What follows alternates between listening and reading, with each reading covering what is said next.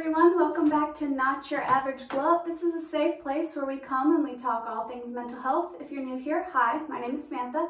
If you're not new here, welcome back. Always happy to have you. I don't have anything planned for this video at all. I'm just gonna talk from the heart. I got some Palo Santo lit, holding, you know, a little stone, and I'm just gonna talk because I'm emotionally exhausted, and I made this channel with the intention for it to be a diary, and I guess I need now more than anything for it to just be a diary. So if you want a happy-go-lucky video, this isn't it. Maybe come back to another one.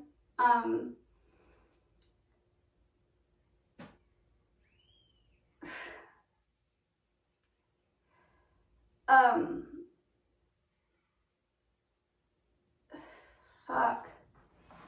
I'm struggling bad right now. It's been a really, really, really rough couple weeks for me.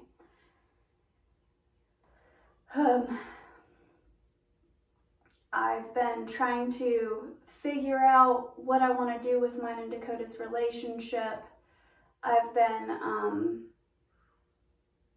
trying to figure out material things like a job and a place to stay and childcare and stuff like that, and I keep hitting brick walls. I keep trying to do tarot readings and meditate and seek some sort of fucking guidance or clarity or anything, and I keep getting the same vague ass answers over and over and over again. Just be patient, everything's working out in your favor, blah, blah, blah, blah, blah, blah, blah. Everything's going great. Your manifestations are right around the corner. Blessings are coming your way, blah, blah, blah, blah, blah. It's just been like one thing after another, and I share a lot on this channel, but I don't even scratch the surface of everything that goes on in my life. Like there's so much I don't share, like so much I don't share. I've been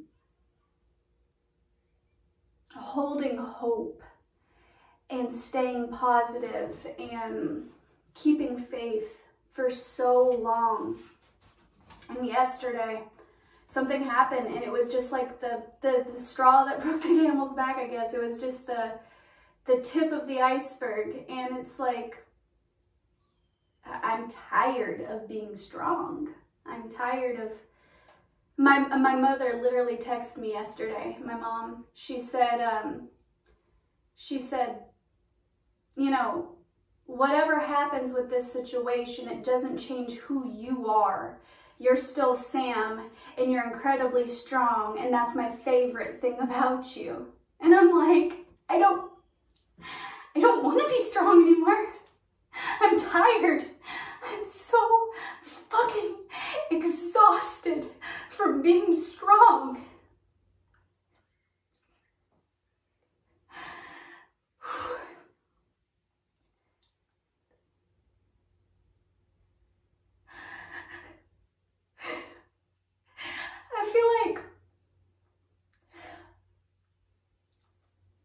I feel like I've grown so much, and I feel like I've made so much progress in like the 5D and like in my spirit,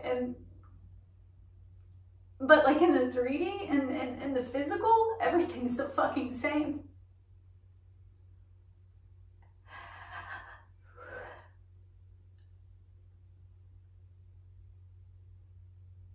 It just, when you're a stay-at-home mom and you have kids,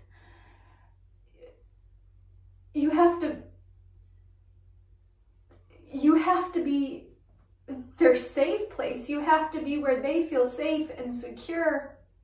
And you have to be where they feel, you know, free to be themselves. And I've been doing that for so long. I've been being that safe place for everyone else to break down and everyone else to express themselves and everyone else to come and vent to. And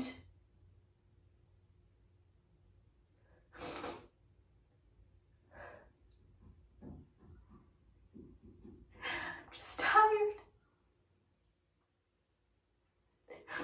My soul is just tired.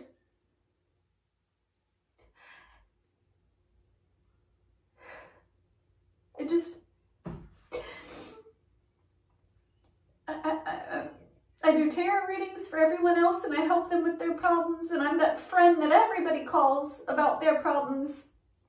And I'm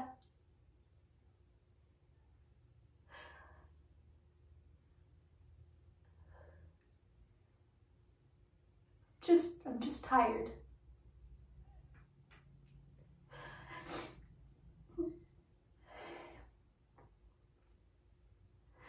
I've been working on myself and doing a lot of shadow work, and I asked you guys a few videos ago to pray for me because I knew this would be difficult. I knew that it was going to stir up some childhood traumas and all that, and I knew that in order to heal it, I had to go through it, and I'm doing that. And I don't want you to worry because I'm not giving up. I'm going to keep going. I'm going to keep pushing. But I'm so fucking tired. It's a lot. It's a lot. And lately I've had to face so much. I've had to, revisit old memories and journal about things and record these videos, and the more I unpack, the more I remember, and god damn.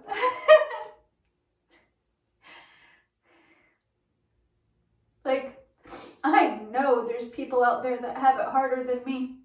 I know that life is good, but goddamn, yeah, feels like I can't catch a break.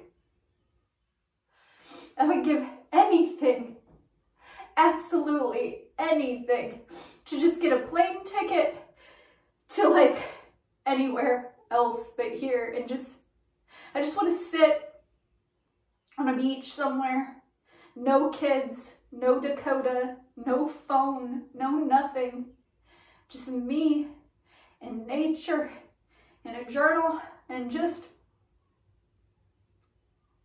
be alone and not have to be anybody's strength for a little while, not have to be the person that cares for everyone else.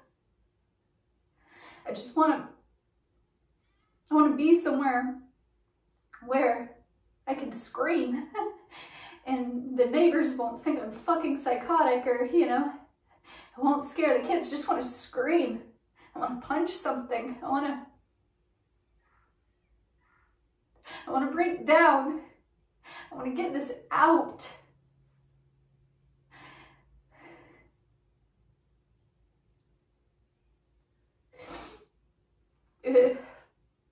I encourage you, if you're watching this, to, don't bottle up your emotions. Please just get them out.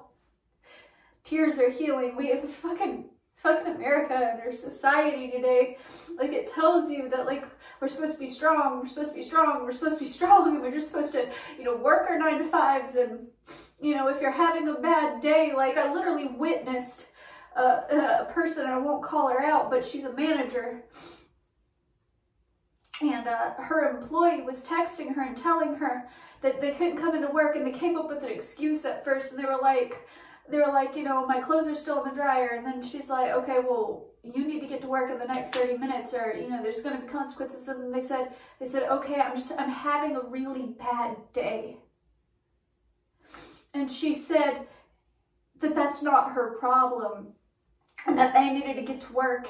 For what? It's a fucking fast food restaurant. We should be allowed to take a fucking break. We should be allowed to let it out. We should be encouraged to let it out. And we don't have enough honest conversations about stuff like this. And we wonder why suicide rates are so high. We wonder why schools are getting shut up. We wonder why violent crimes are insane. We wonder why fathers are abandoning their families and why mothers are breaking down. We wonder why kids are growing up and they don't want to have families, and we wonder why everybody's running from church and from faith and from God. It's because the way we view mental health, we don't talk about it. We don't have conversations like these. And they're so fucking important. We need to create an environment for each other where it's okay to break down, where it's okay to be honest, where it's okay to scream and to be angry.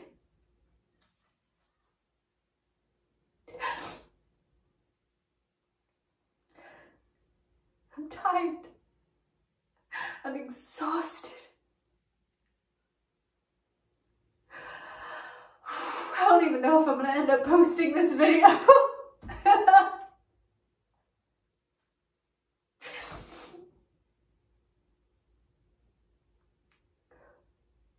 I don't know, maybe somebody needs to hear this. Maybe somebody needs to know that it's okay. It's okay to break down. Oh, God, just... If there's anybody out there watching this that has enough money and that just feels like being a kind person, if there's anybody out there that wants to, you know, send me a plane ticket to an Airbnb, you know, somewhere, fuck, I need a vacation.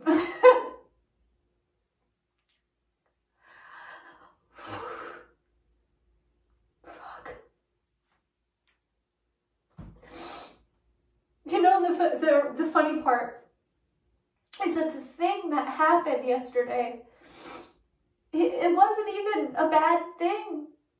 In hindsight, it ended up being a good thing, but it was just another thing. And isn't that funny how that's how it works?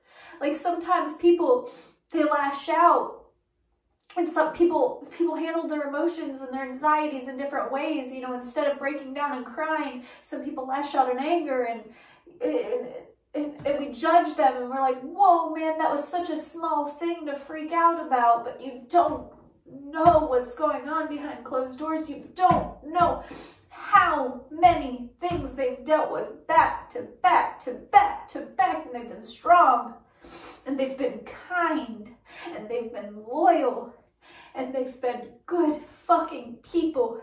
They've been strong. And you just don't know. You might see them freaking out about something small, and you just don't know what they've been through. And I encourage you, instead of blowing up on them, or instead of judging them, or instead of just hug them, just look them in the eyes and say, I'm here for you. Talk to me. I want to hear you. And then listen. Truly listen. Because conversations like these, they save lives.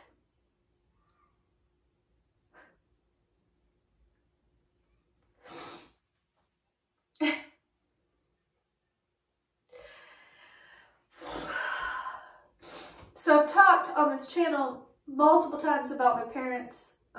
In short spurts. I've told like my full testimony. It was actually my first video on this channel. It was, it's literally titled Not Your Average Glow Up, like this channel is. So I encourage you to watch it if you're just curious to know more about me. This is a mental health channel. I talk a lot about like spirituality and spiritual growth, and I do a little bit of tarot readings. Not all of them are like this. In fact, this is the first time I've ever broke down like this on camera. But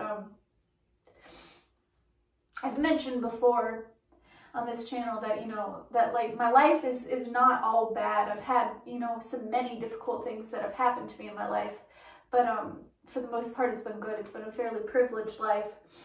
But I've said that, you know, my mom was the one who raised me, and she was a teen mom, and that we had, you know, pretty toxic, you know, relationship. That she's very like atypical and very stern, and she's a very black and white kind of person. And I'm very like right-brained and creative, and we're just very different people, and our communication styles are very different. But she's raised me. And then I've said before on this channel that my dad lives in Wisconsin.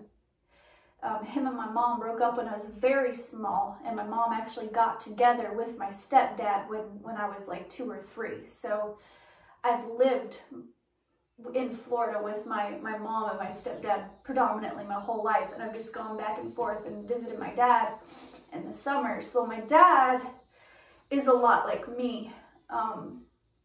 He's an Aquarius.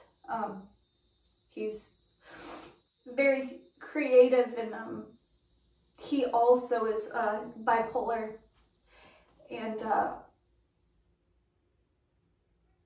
I didn't get to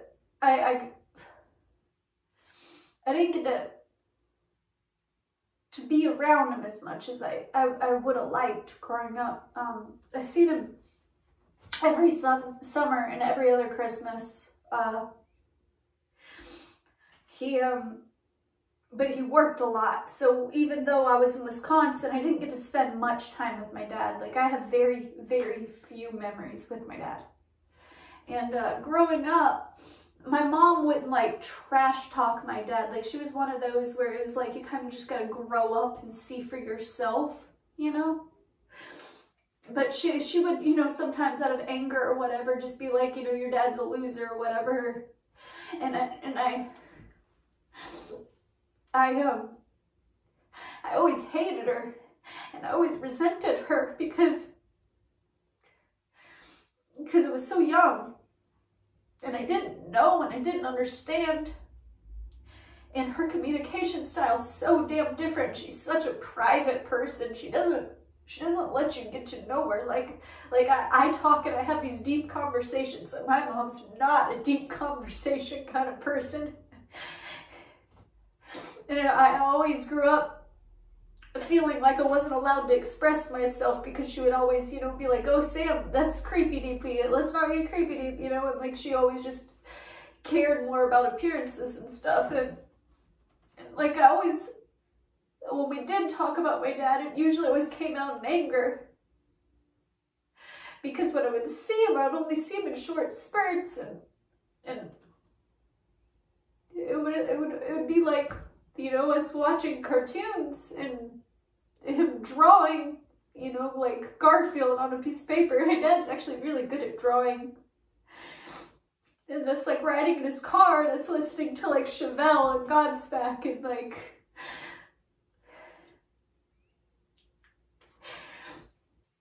and like, I always wanted so badly to just have him like be a constant in my life, and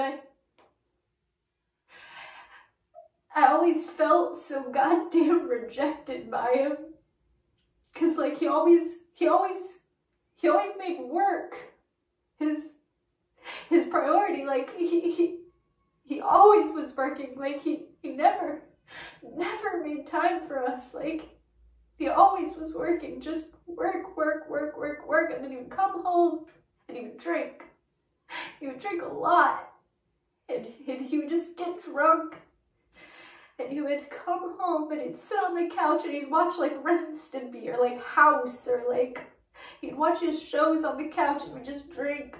And it's like my fondest memories of my dad, and it's so fucked up thinking about it from like an adult perspective. Like, but back then I was so young, I didn't even understand how fucked up it was. But like my fondest memories with my dad were me just sitting on the couch with him while he was drunk watching cartoons. And I'd just sit there and we just watch our shows at like 11 o'clock at night. And I'd be a teenager. And I would literally be getting up out of my room and walking the streets of Wisconsin by my fucking self at like 2 in the morning. And nobody even noticed half the time when I was gone. Nobody even cared. And I could just get up and I could just go whenever I wanted. I could just get up and I could just walk all the way across town by my fucking self. Walk miles a day to a friend's house and just hang out all day at a park just smoking weed, getting drunk on wine. And they didn't even notice. Or they would take months to notice. And then it was anger. It was you treat this house like a hotel. You just come in and out whenever you want. And you need to stay here. And he would go from like being non-existent to like trying to be a dad out of fucking nowhere. And but I always just wanted to spend more time with him. Gianna turned 6. That's my daughter. She turned 6 in 2 weeks. And he's met her once. Nova's 2.5. He's never seen her. He's never laid eyes on her. I call him and I text him. And for every like one phone call, like I'll try to get a hold of him like 10, 20 times for him to just reply back once. And it's like I'm planning a trip next month. We started planning it like a week or 2 ago. Dakota, I told him when I told him when I was ready to break up and I was ready to leave, one of the things that I told him when I sat down with him is that I hated so much that Dakota, my fiance, that we've been together 8 years and we've never once taken a trip to Wisconsin. And I told him, I said, that's a whole side of me. That's where some of my best friends are. That's where some of my fondest memories are. And you've never gone there. You don't want to know me. You don't want to know that side of me. You're not curious to get to know me. And I told him, I said that I felt like that's how I knew that he didn't truly love me, or at least didn't love me the way that I loved him. Because like I wanted to get to know him deeper. I wanted to know his family. I wanted to know how he grew up. I wanted to, I wanted to be a part of his life. And like, I never felt like I got that in return. So when we almost broke up, I told him, I was like, look, I can't keep doing this. So he told me like a week ago, he called me out of random. He was working and he said, hey, call your family. Tell them that we're going to come up to Wisconsin next month. And I was excited. And I called my Aunt Carrie. My dad has 9 brothers and sisters in Wisconsin. And I called my Aunt Carrie. She's my favorite. And she's the only one in Wisconsin that like steady keeps in touch with me. She's amazing. And I called her and I told her. And we started planning it out. We were thinking about going like July, like around 12th, 16th, something like that. We're going to stay a week. And I told her to come in, and she's like, oh, that's great. We're going to be moving into our new house. We'll be on the lake. We'll go to the lake. We can like plan you know, like a cookout with the family. And I was excited. It's been 10 years. 10 fucking years since I've seen my family. Like my whole like family is just, they're all growing up and they're moving on, and I have best friends there, and like Jordan, he's now married and has a baby, and like last time I seen him, like goddamn, last time I seen him, we were just two emo kids that like we were both depressed and suicidal, and like I never, sounds dark, but I never even thought we'd make it to see our 30s, much less like to get married and have kids. And I'm so fucking proud of you, Jordan. God damn, I'm so proud of you and the man you've grown up to become. And I just,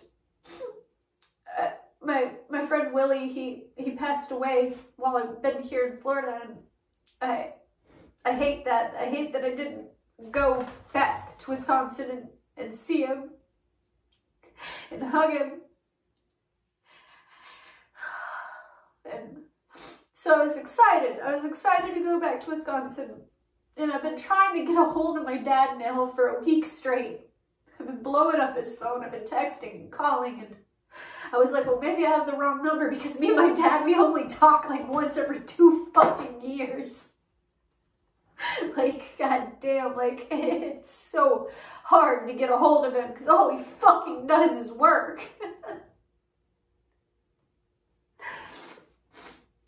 And, I've been trying to get a hold of him for like a week straight now, and just tell him that I'm coming to visit, that I'm coming to see him. And I'm so excited, because I wanted him to see his grandbabies. And I wanted to, you know, I guess I had this idealistic idea in my head that like I was gonna go there and it was gonna be great, and I was just gonna, I don't know. Well, almost a full week goes by, and he finally messages me on Facebook, of all places, and he says, it's this short little paragraph. He says that, he said, hey Sammy, I'm sorry that you haven't been able to get a hold of me. I've been working a lot. Surprise, surprise. He says, and I haven't been feeling good lately, so I've been going home and going straight to bed. And then he says,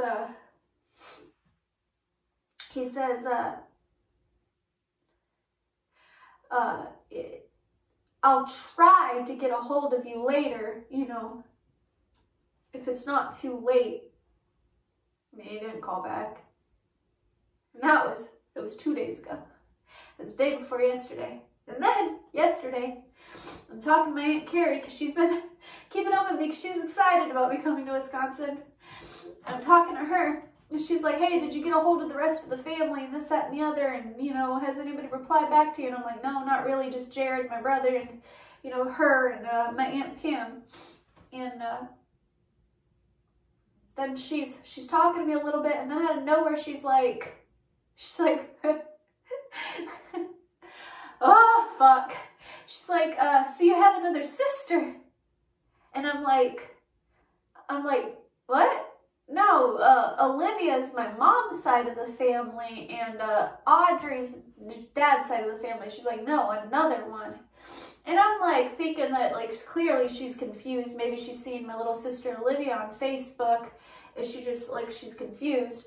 So I send her like a GIF or whatever you call them. And cause like I always like when I'm texting people or whatever, I always communicate back and forth in memes and GIFs. Like I'm the queen of it. I'm really good at like picking out the perfect ones. And so I reply back with like this like GIF of this guy like, what? And I'm like, well, this is news to me. And she sends me a screenshot of this message from this girl. Her name is Bailey. And apparently Bailey lives in Bradenton, which is where I'm originally from, Bradenton, Florida, and that's where my dad and my mom met. That's where I was born before I moved up here to the northern part of Florida.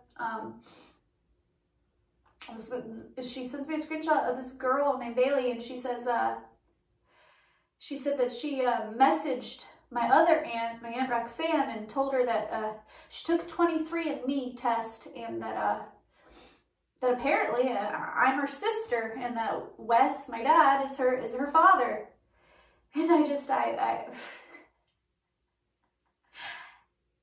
And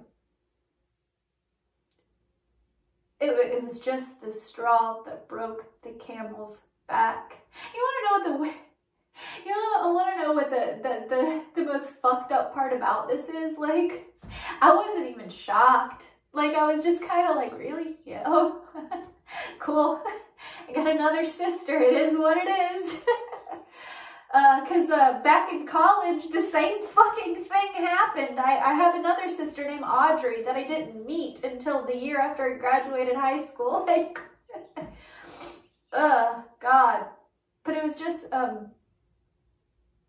the straw that broke the camel's back, because, like, growing up, like, I always fucking hated my mom, because, like, my dad would say, like, you know, that my mom didn't let him be in my life the way he wanted to, and that, you know, he wanted to be there more, and that, you know, my mom was the one that got away, and that, like, he always, you know, like, would love my mom, and that, like, basically painted her to be the bad guy, and that that she did him dirty. And, you know, my mom is not a perfect person by any means. Like, she put me through some shit when I was little. Like, fuck.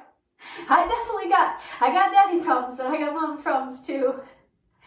And, so I believed him. I always fucking resented my mom. I always hated her, because, like, in my head, like, I always just thought that, like, I believed him. I thought that, you know, she was just this piece of shit, and that she just, you know, cheated on him. And because my dad would tell me things like that she cheated on him, you know, with this guy in this band named GJ Gosman, who eventually went on to add me as a friend on Instagram. What, baby? There's ants on my candy. Okay. Come here. Hey, what's wrong? Okay. There's ants on my candy. There's ants on your candy? I told her there's ants on her candy, and she tried to get candy again, and we told her to throw the candy away. Okay. Hey, you want to know a secret? You have more candy. Okay? It's not that serious. We can get a different candy, okay? All right. Well, Mommy's trying to record a video, okay? Go inside and get a different candy? All right. All right. Please go.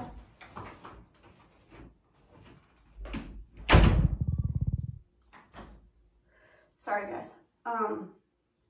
That's my daughter, Gianna. She'll be 6 in 2 weeks. Apparently ants weren't on her candy. But, I don't even remember what I was saying. But yeah, I always resented my mom, because I always wanted to believe that my dad wanted to be there. I always wanted to believe that, like, she was the bad guy, and that he wasn't staying away by choice, that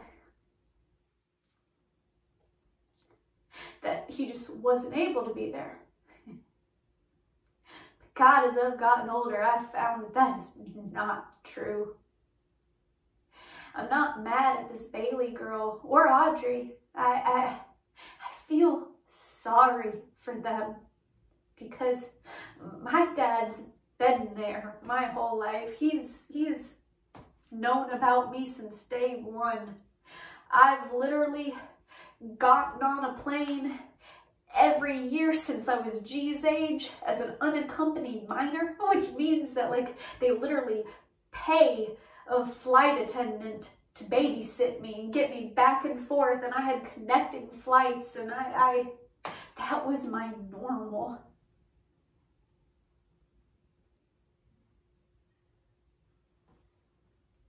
And it's so fucked up. It's not normal. God, it's not normal.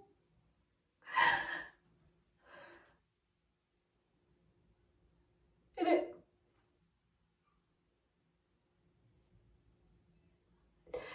I feel bad because Bailey reached out to my aunts because she wants a relationship with my dad. Cause she's hungering for that fatherly connection, and he ain't gonna give it to her. And she deserves it.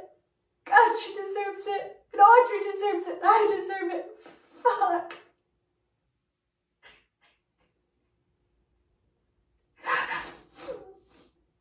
You should have been there.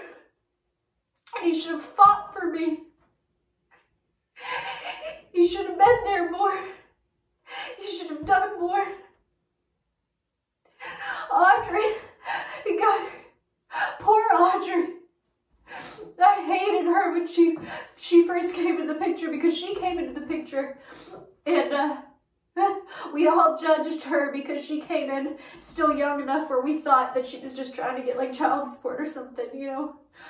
And we all judged her, and she had a hard life, and I got to meet Audrey and it went terrible. It was horrible, but luckily we forgave each other. We're friends on Facebook, and I spy on her from time to time, and I pray for her. We don't keep in touch. I don't talk to her because she doesn't feel like a sister. I've met her once.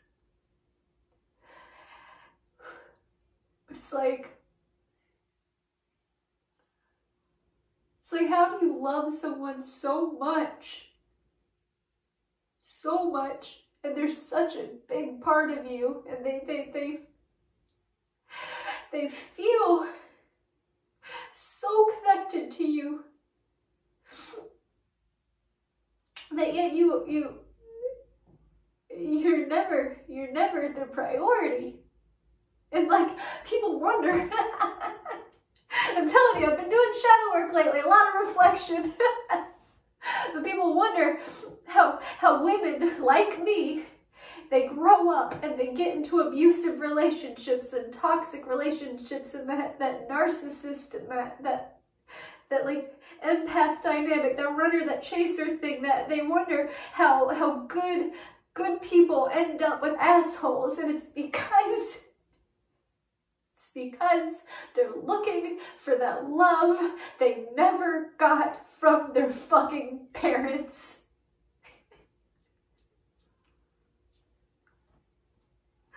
And this is good. This is all good, because it's helping me see the truth, and it's helping me heal. And it's you have to go through it in order to heal it, and I haven't been willing to see it. I've been romanticizing it, and I've been pushing it down, and I've been shoving it down, and I've been living in my fucking bubble, thinking that I was gonna go to Wisconsin, and I was gonna see my dad, and we were gonna have this like happy-go-lucky family reunion, and then my dad was gonna see my daughters, and then who knows, maybe that would inspire him to like stay in touch more, and this, that, and the other, and fuck, it's not gonna happen. It's not gonna happen. It's not gonna happen for me. It's not gonna happen for Audrey. And it's damn sure not gonna happen for Bailey. The only kid that he sees on a regular basis is Jared. And poor Jared. Like, I just... But it sucks. Because even though it hurts so goddamn much, I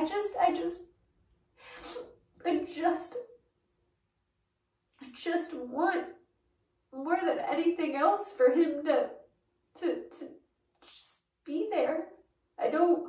I'm scared to tell him any of this because he struggles with mental health and he struggles, you know, with depression, and God forbid I tell him all of this and then he fucking commits suicide or something. I would never fucking forgive myself if he was to do that. Because I don't hate him. I don't want him to fuck off. I want him there. I want him there. I want him to be a dad. I want him to be a grandfather. I want him to, I just want him there. And he's not there. And I've been asking, I've been praying, I've been seeking, and I've been telling God, you know, help me to release, you know, my childhood trauma. Help me to heal my heart wounds, and help me to see the light and break patterns of behavior that are unhealthy for me, because I want it to stop here. I want it to stop with me. I want to be the person that breaks the chains of toxicity within my family. I want to be the person that models out a healthy marriage and a healthy family to my daughters. And I feel like so far I've been failing at it. I feel like I'm just repeating the same fucking patterns that my parents did, the same fucking patterns that their parents did, and I want it to stop with me. And so I've been trying to be strong. I've been trying to be strong. I mean, you've seen it. You see, when Gianna came in, I was breaking down and I was crying and I was angry, and she came in and she was crying, and I shut it off like that. I shut it off. Because in that moment, I felt like I had to be her strength. I had to be her shoulder to cry on. I had to be her safe place, her place to come and break down and know that it's okay to be upset. It's okay to cry. I'm so fucking tired of being strong. I'm so tired. I just more than anything, I just want peace. I just want peace. Just peace of mind. I want my home life to be my sanctuary. I want my relationship, my marriage to be that place where, you know, I can come and I can be like my authentic, my real self. I can say whatever's on my mind and not be judged for it. I can break down, and it can be received with love and with openness. And I want so badly to just have that. And I want my daughters to have that. I don't have that right now. I don't have that. I don't have that with Dakota. If I was to break down like this with Dakota, it would be met with ugliness and suck it up and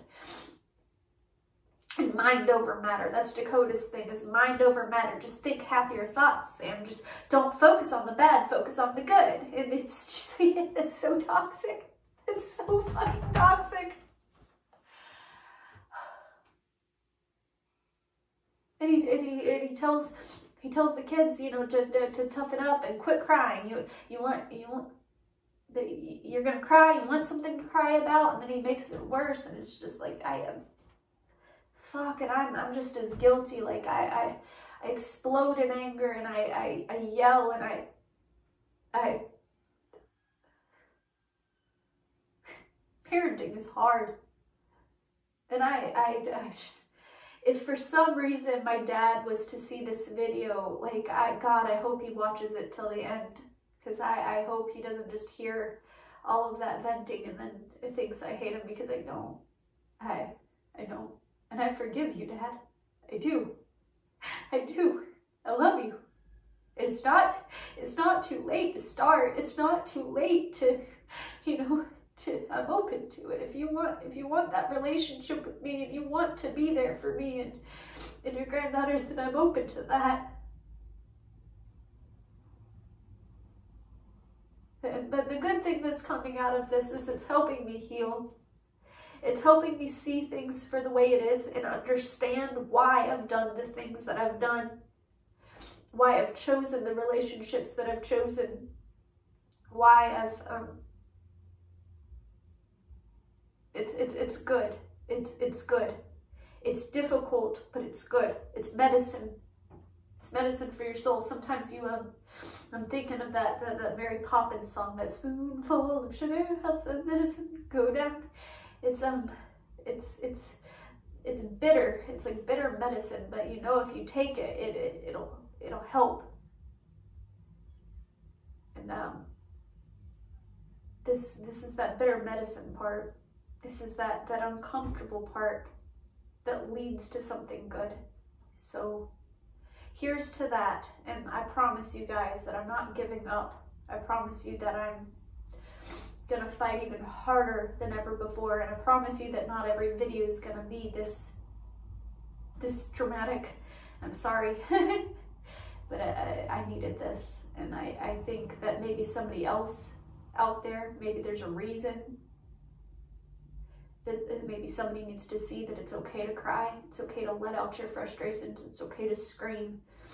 Get a punching bag, punch the shit out of it. Go to a rage room and just fucking break shit. It's okay to let out your emotions in a healthy way. Don't lash them out onto other people. You know, don't be cruel because you're hurting. But you don't have to be strong all the time, honey. I wouldn't want to have a partner who couldn't come to me and cry. I wouldn't want to have a partner who didn't feel safe to tell me about their problems,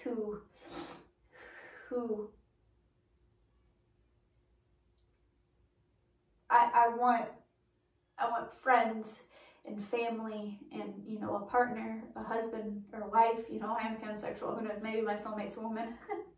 Shorty wouldn't do. But I want somebody that you know, we can lean on each other. We can be each other's strength. And there's strength in your weakness. There's strength in breaking down. And there's a lizard on the floor. Hey buddy, you're super cute. He's changing colors. It's one of those like lizards that change from brown to green. He's really cute. He's looking at me. But there's strength in transparency. There's strength in healing. Doing what I've been doing the last couple of months and going, you know, through all these steps, doing the journaling, reliving the trauma, doing the shadow work, like it's extraordinarily taxing on your mental health, and it's tiring and it's exhausting, but it's also so goddamn liberating. I feel 10 pounds lighter just letting that all out. I feel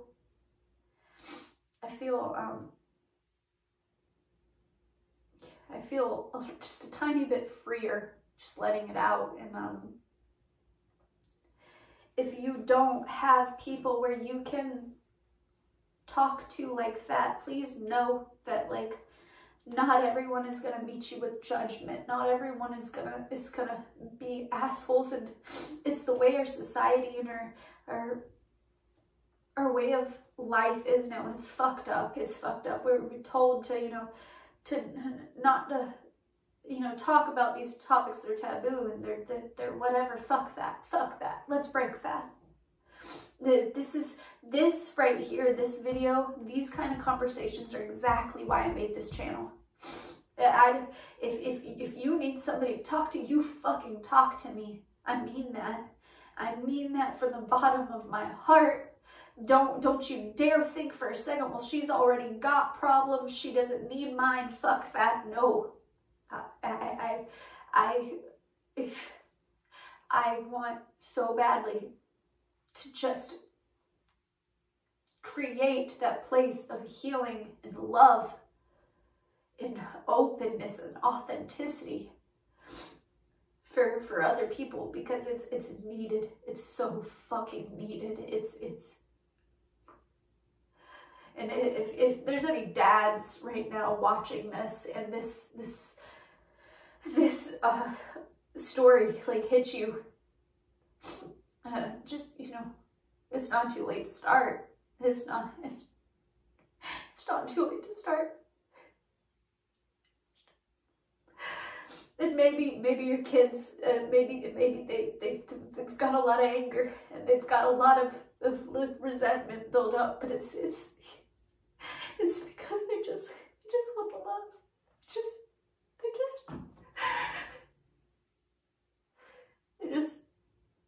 They just want love. They want to know that that they were wanted, that they were good enough. That's I think that's the biggest thing with me and growing up and my depression and all that growing up was I always felt not good enough.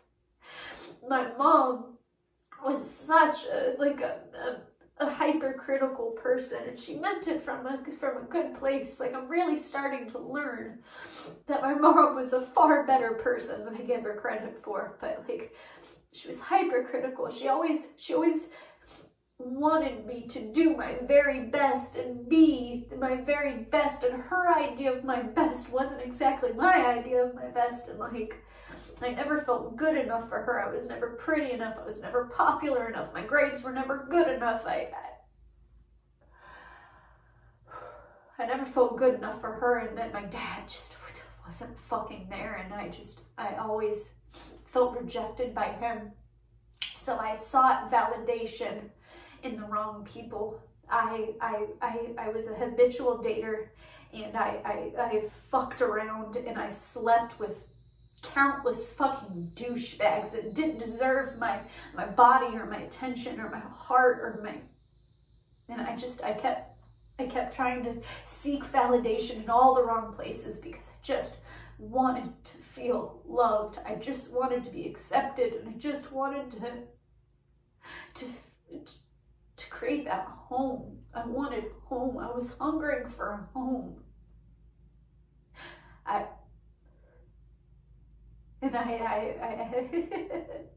It was like this paradox. It was this I wanted love and affection, and I wanted safety, and I wanted kindness and openness and authenticity and joy, and ironically I kept looking for it in guys just like my fucking dad. Oh my god, the paradox.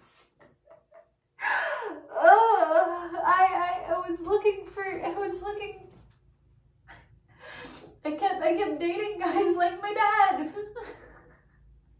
I guess some small part of me, my subconscious or whatever, thought that like if they could love me, that also meant that my dad could love me, or some shit like that. I don't even know. I haven't gotten that deep into it. I don't know, but like, I thank God for my stepdad. Thank fucking God for Jamie. Like, he's been in my life since I was like 2 or 3, and like, my mom is a difficult person, like I said, and I was a fucking shithead of a teenager because I was angry and I was rebellious, and I was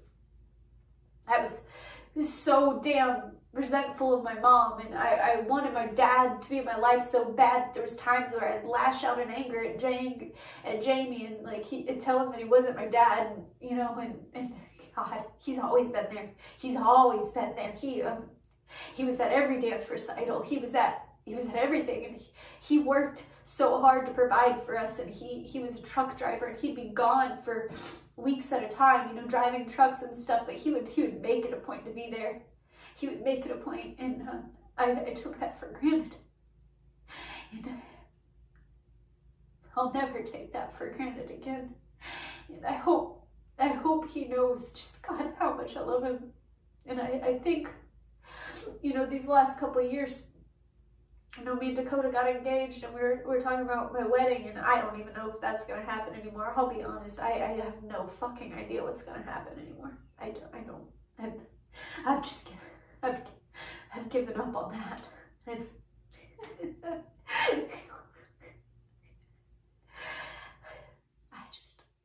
don't know. But I was thinking about my wedding, and hadn't heard from Wes, my biological dad, almost a full year, and then he found out me and Dakota were engaged, and he had the fucking nerve He had the nerve to call me and to say, you know, that you know, he isn't there that much and blah, blah, blah, and he needs to talk to me more and this, that, and the other. But he wants to be able to walk me down the aisle, and he wants to give me away. And I bottled it up, and I didn't say anything to him because I didn't want to hurt him, because I've always just wanted him there. And like, you know, every little girl thinks of their dad giving them away, but like, I wanted to say so goddamn badly, who the fuck are you? Like, you're a sperm donor. You're not my fucking dad. Jamie's my dad. When I think of like my wedding and like who walks me down the aisle and who I do the like daddy-daughter dance with, I think of Jamie. I think of my stepdad. I don't think of Wes. He hasn't been there. And then like I've caught myself like rearranging my plans.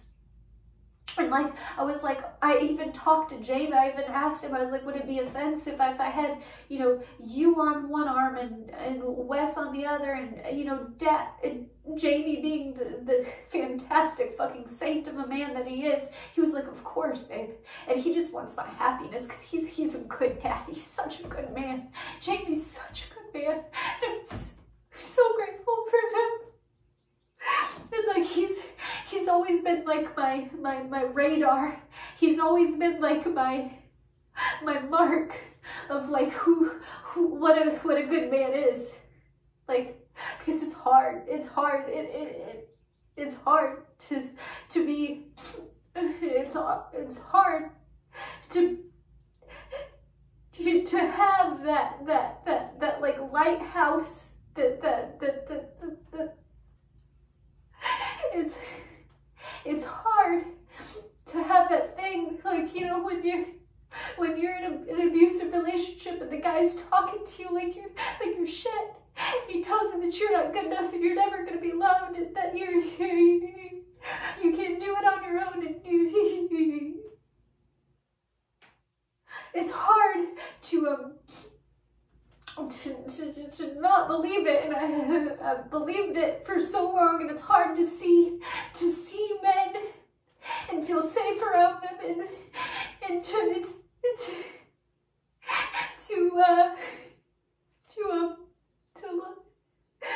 know that there's good guys in the world, there's good fathers in the world, and Jamie, my stepdad, he's always been that mark, that little glimmer of hope. And I always thought, and it's so mean, but I always thought if my mom, that mean old bitch could get a guy like Jamie, that, you know, there's hope. And like a lot of people, they've asked me like how I've kept my hope, because I'm a hopeless romantic, even though I've been in terribly toxic relationships, and even though I've had some god-awful things happen in my life, I've always been able to, like, I might you know, get depressed for a while, and I might get to a dark place for a while, but I always seem to find my way back to the light. I always dig my way out of my depression, and I always find my way back to optimism. And it's so weird, and I get asked all the time, like, how do I stay so optimistic? How do I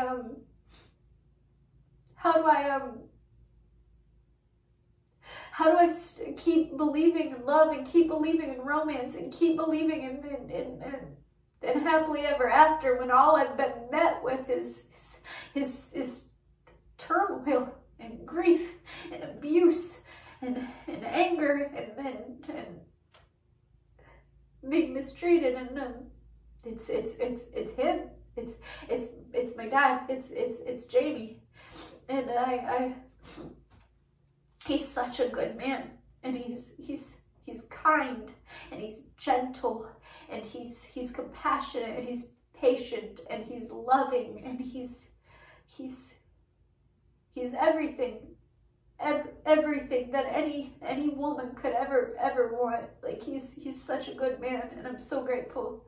I'm so grateful that he loves me, and I'm so grateful that he loves my mom, and I'm so grateful that him and my mom got married. They just celebrated, I think, like a long ass time together. They just had like their anniversary, and I'm so fucking grateful for him, to have him in my life. And like, my dad recently, I was told by my aunt that my dad got angry, like, Wes, my biological father, got angry because I made a post about how I was grateful for Jamie, but I make no apologies for that. I make no apologies for that. Jamie deserves the best. He deserves everything. He deserves all my love and my appreciation, and I just, I'm so grateful to have him in my life, because he's a good man. He's a very good man, and he's always loved me, and he's always supported me, and he's always been a great grandfather to my daughters. They call him Pop. My mom and my stepdad are Lolly and Pop, and they love their Pop, and I'm grateful for him. He's my lighthouse in a storm. He's my ship might go out to like stormy waters, but he's that pin on the map, that he's that light in a dark place that like shows me the way. Like he I think one of the reasons I you know, never felt right settling, like I might get into really unhealthy relationships, or I might you know, not make the best decisions. I've made some really fucking terrible decisions, especially when it comes to guys and dating. I think one of the reasons that even though I made those decisions, I always had that like home. I've always had that like that place to go back to, that mental space to come back to, is because of him. And I'm so grateful for him. And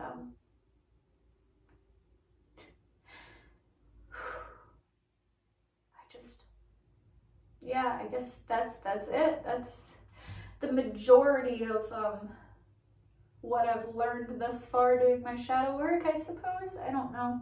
There's so much more. That's only one aspect of what I've been going through lately. It's been a lot, guys. I've been struggling something serious. But thank you. Thank you for allowing me to vent to you. Thank you for letting me be vulnerable. I'm grateful for you guys, and I love you, and I hope that this can serve as an example to every woman out there that is, you know, you're so fucking worthy of love, honey. You're so worthy of love and of joy and of kindness and compassion and a gentle hand, and I love you guys. And I don't know. I reached out to a Yes Theory recently, Seek Discomfort. They haven't replied back, but I reached out to their Adam from Seek Discomfort, and I told him that that because they recently did a mental health launch, and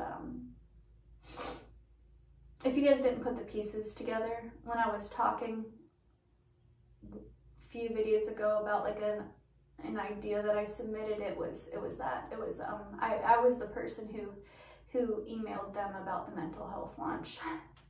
I was hoping for a collaboration back then, but it didn't work out that way, and that's okay. It wasn't meant to work out that way. It actually worked out beautifully and perfectly, and I'm very happy with the launch. But I reached out to Adam again recently, like a week ago, and I told him that they should do like a launch for like domestic violence, because man, there's so many women in the world operating out of you know, like broken feminine energy, or you know, like there's so many men that are operating out of like toxic masculinity, and I just, somebody needs to bring awareness to the beauty of vulnerability and the beauty of coming to self, and like and the importance of breaking down and being vulnerable. And that's why I wanted yes, they're in Seek Discomfort to do the mental health launch, is I wanted to, you know, let people know that they're not alone and that it's okay to not be okay. And I actually ended up getting that hoodie from them. I bought it. The It's Okay to Not Be Okay hoodie. Because there's so much beauty. There's so much beauty in healing and breaking down. There's so much healing and breaking down and being vulnerable and being honest and being authentic. And I encourage everyone, man, woman, non-binary, beautiful little unicorn. I encourage everyone to create as much as that space as you possibly can for others. You know, make sure you keep some for yourself. Make sure that, you know, you allow yourself to break down too, but also be that person that that lets other people know that it's okay to break down. It's okay to hurt, to cry, and to not be okay, because we're all. I see so many people on the streets, and I walk past them, and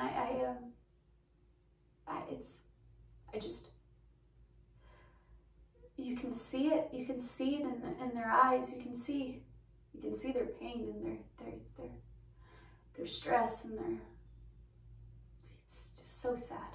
It's so sad. It's terribly sad. You can just, everybody's just walking through life and just trying to survive and just trying to do what they can do to just make it, and just we were not created for this. We were not created and put on this earth to work a 9 to 5 and to suck it up and pay bills and be strong. And it's not. We're all just on this hedonic treadmill trying to chase success and trying to just pay our bills and be famous and make money, and it's not what it's about. It's not what it's about. It's about connection. It's about humanity. It's about healing. It's about loving one another. You know, it's ironic. Humans created most of their problems for ourselves. Like we created jobs. We created the concept of money. We created hierarchy and class and all of that. It's silly. It's silly. I truly am libertarian when it comes to things like that. I truly, in my heart, believe every living soul should have access to health care and food and water and shelter and love. God, it's just love and connection and empathy and kindness. And it starts with us, because a lot of us, more people than you'll even know, when you go to the grocery store and you see like 10 strangers back to back to back, I guarantee you 8 out of those 10 strangers have dealt with something terrible. I guarantee you that grumpy old man that, you know, stay off my lawn, he's grumpy because he's hurting.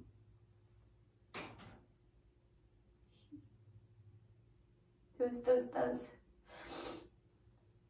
dads that, you know, abandon their kids and they're not there. They're not there because they're running from themselves. They're running from their inner demons.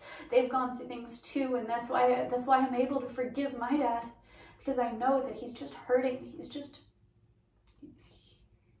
He's in pain, and that's why I'm able to forgive my mom for, you know, this wanting perfection from me. It's because she just wanted me to be happy, and that was her way of trying to seek that happiness for me. Is she thought that, you know, if I could be successful, if I could be pretty enough, or if I could be, you know, whatever, that I'd be happier.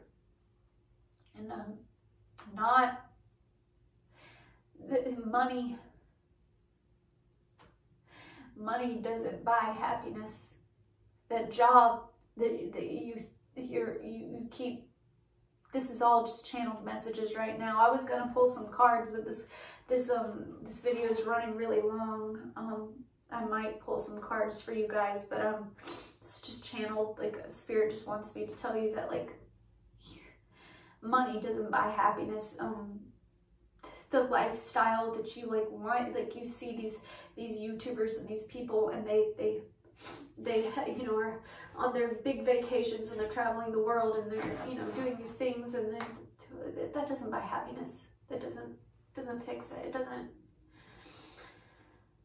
If you don't address your problems head on, they'll chase you down wherever you are.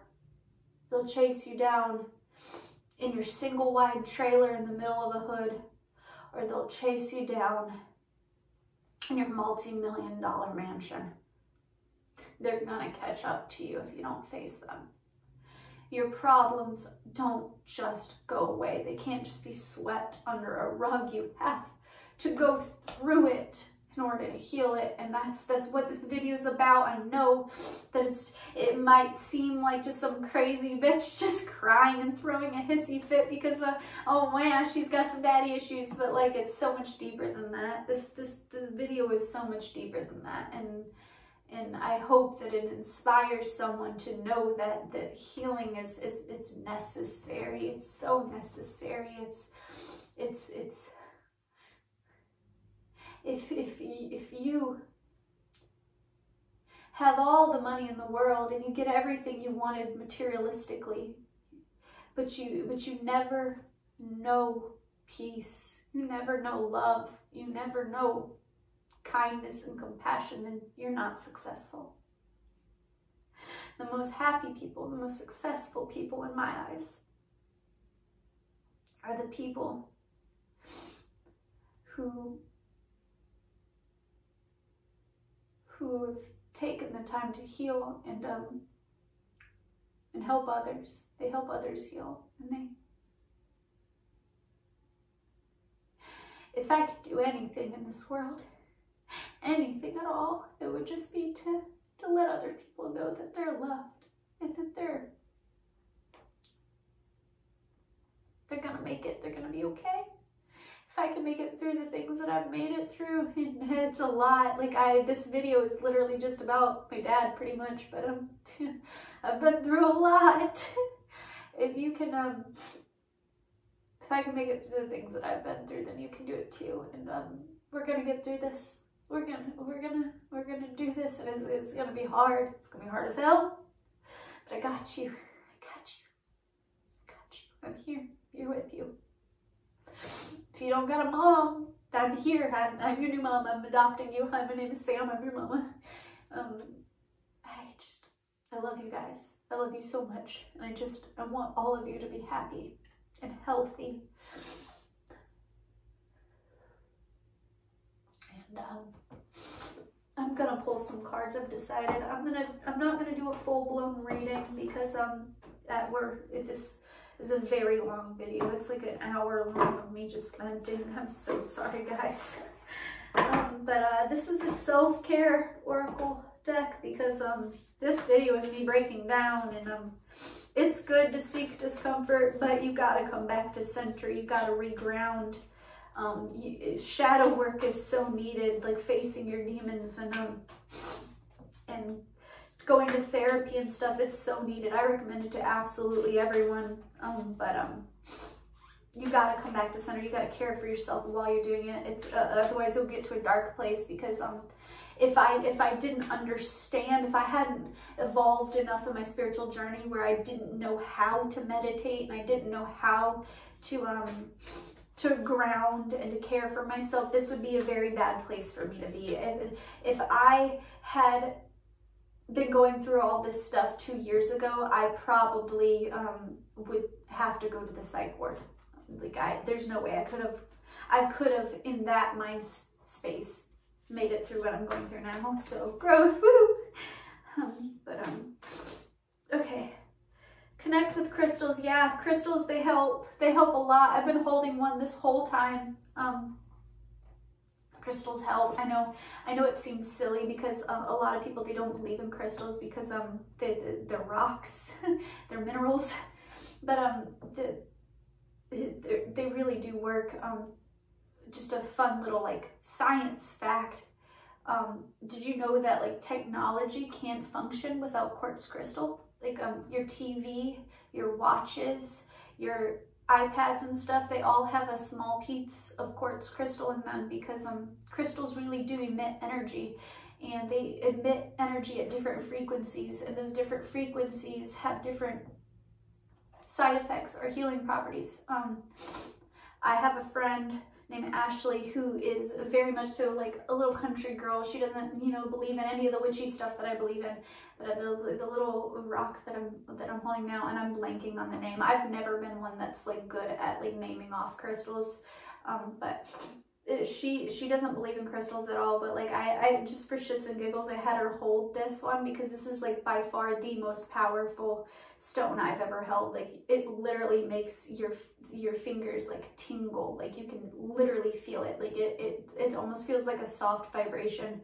And I wanted to see if she could feel it, and she did, and it was really cool. So because you know, it wasn't like she's held some of my other crystals and been like, it's pretty, you know, and she didn't like feel the effects of them. So like, you know what I mean? Anyways, connect with crystals. They can be very, very, very powerful. You can literally sit with them and hold them and meditate with them, or you can like put them in your bra, carry them around, put certain ones underneath your pillows, whatever. They're very good. Other things that you can do to care for yourself and help assist you in your healing while you're doing your shadow work and attacking the problems at hand and not the people around you, because it's all very, very, very important. Flow like the water. Oh, that's good. Yeah. And then write a gratitude list. That's so good. And the write a gratitude list is actually in reverse, I think, because I've been, right now I'm kind of in a mental space where like I'm focusing on the bad. So like Spirit is reminding me to, you know, be grateful, you know, write down the stuff that your triggers, your traumas and all that, you know, to like journal it and get it out and stuff, but also write the things that you're grateful for, because there's always something to be grateful for. And then flow like the water, like when these traumas or these memories or whatever, they come, let them, feel them, let them engulf you, feel them, let it out, let it completely immerse yourself in it. But then, you know, like a wave, it comes and then it goes, and then it comes and then it goes. Let it wash over you, let it cleanse you, feel it, you know, let it out, but then also let it go. Let it go. You're not meant to carry these burdens. And then plan a vacation. Yeah, I could definitely use one. I would. Whew. I literally have $44 in my bank account, or I would freaking beg my parents to keep my girls for like a week or two, and just I would love to just go on a vacation with nobody, just me on a beach, just me on a beach somewhere where my only responsibilities are to breathe, to relax, and to reflect. That'd be great. Burning bowl ritual. I actually did one of these last night with the full moon. It's where you write down the things you want to release, and you write them down, like your traumas or whatever that like might come up when you start to do your shadow work. You write them all down. Write down those memories. Write down, you know, how they made you feel. Write down, you know, like everything, and then you light that shit on fire, because it's fun and it's liberating. Like, oh, I love fire. I'm a little bit of a pyro. Like a good bonfire is like, yes, I love fire. But I really enjoy candle work too. For me, it's good for my practice. But yeah, light that shit on fire. It feels so damn good. I'm telling you, it feels so fucking good to write it all down and then watch it burn. And then ground yourself. It literally shows a woman, she's meditating and she's like sitting on the grass, and she's just connecting with God, with the universe, with source, with, you know, the frequency and the vibration of life and your higher self. And she's just taking breaths and being present in her body and present in sometimes it's important to just remember to breathe. Sometimes it's all you can do when everything's spiraling out of control and everything seems like it's up in the air and you can't fix it, you can't do anything about it. Sometimes the best thing you can do is just take a deep, mindful breath. I know it sounds so silly, but it's so healing just to close your eyes and just put your hands on like your heart. Or actually, I saw this on TikTok the other day and it made me cry. It says test to see if you're like touch deprived, because like a lot of people are afraid of like the love language of touch, you know. And it's something that they were doing was they put their hands like this on their face and they closed their eyes and took a deep breath.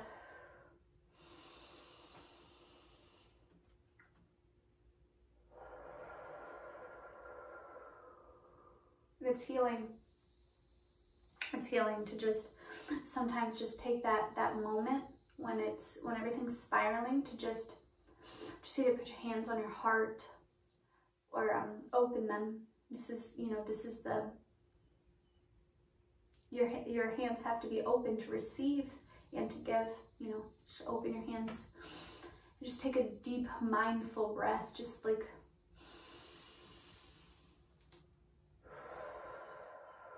feels so good. So yeah, I hope that this helps, and I'm sorry that this was so terribly long, but I love you guys, and I hope you come back for the next one. Bye.